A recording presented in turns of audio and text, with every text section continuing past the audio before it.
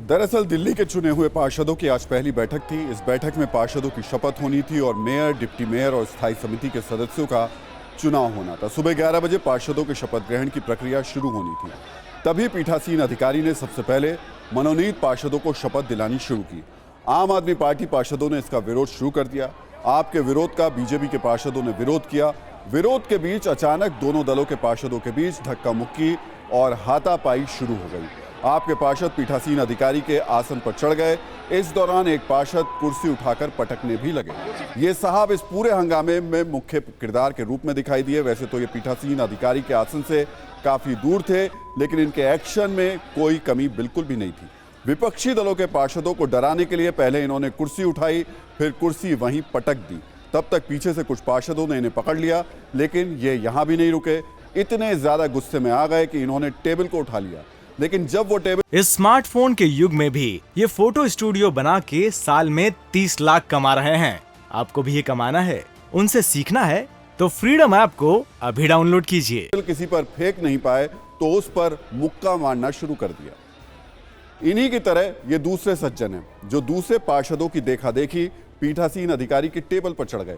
ऊपर चढ़कर सबसे पहले इन्होंने एक पार्षद को नीचे गिराया, लेकिन इसके कुछ ही देर बाद एक झटके में ये खुद भी जमीन पर आकर गिर गए।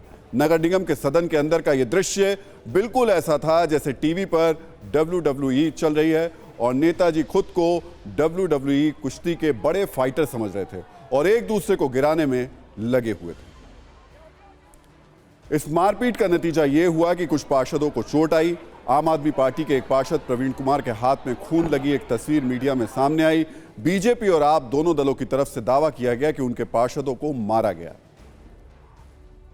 आम आदमी पार्टी ने दावा किया कि उसके 13 पार्षदों को चोट आई है। बीजेपी की ओर से दावा किया गया कि उसके कई पार्षद घायल हुए हैं। आम आदमी पार्टी ने अपने पार्षदों को लेकर अस्पताल तक वो पहुंच गए। दिल्ली बीजेपी अध्यक्ष वीरेंद्र सचदेवा भी अपने पार्षदों से मिलने अस्पताल पहुंचे।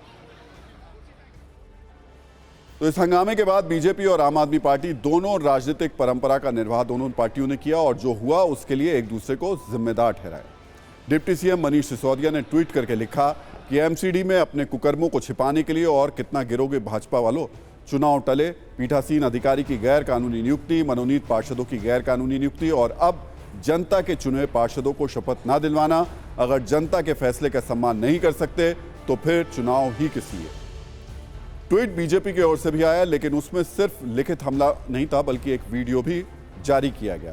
बीजेपी प्रवक्ता शहजाद पूनावाला ने वीडियो ट्वीट कर दावा किया कि हंगामे की शुरुआत आम आदमी पार्टी ने की और उनके बड़े नेता पार्षदों को हंगामे के लिए उकसा रहे थे। इस वीडियो में आपकी विधायक आतिशी नारेबाजी करती हुई दिखाई दे रही हैं। शहजाद पूनावाला इसको हंगामे के लिए उकसाने के सबूत के तौर पर पेश कर रहे हैं। मारपीट और एक्शन पर जो रिएक्शन हुआ उस पर हमने एक छोटी सी रील तैयार की है, उसे भी थोड़ा आप ध्यान से देखिए।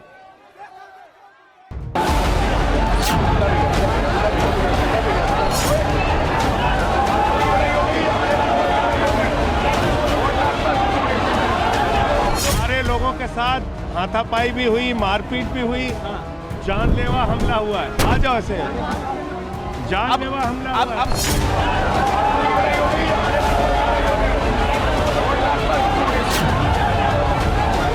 लोकतंत्र की हत्या करी अरविंद केजरीवाल के लोगों ने।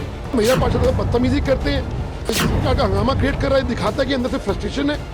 बहाना मार रहे हैं कि पहले नॉमिनेशन उनका होना चाहिए। अरे क्या फर्क पड़ता है, पहले हो या बाद में हो, सबके तो सबके होनी होनी है।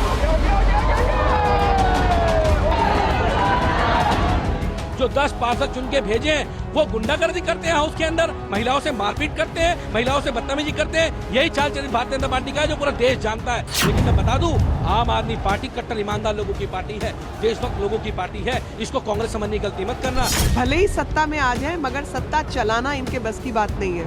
आप याद करें वो दृश्य जब संसद के अंदर इनके सांसदों ने राज्यसभा में माइक तोड़े थे। आपको आज का ये दृश्य देखकर मुझे वो ही पुरानी तस्वीर याद आ गई कि यही रील इनकी बार बार चलती है।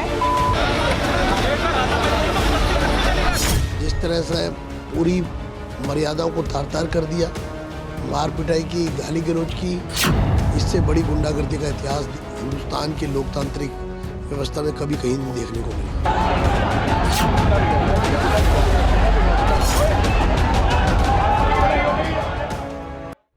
इस स्मार्टफोन के युग में भी ये फोटो स्टूडियो बना के साल में 30 लाख कमा रहे हैं। आपको भी ये कमाना है, उनसे सीखना है तो फ्रीडम ऐप को अभी डाउनलोड कीजिए।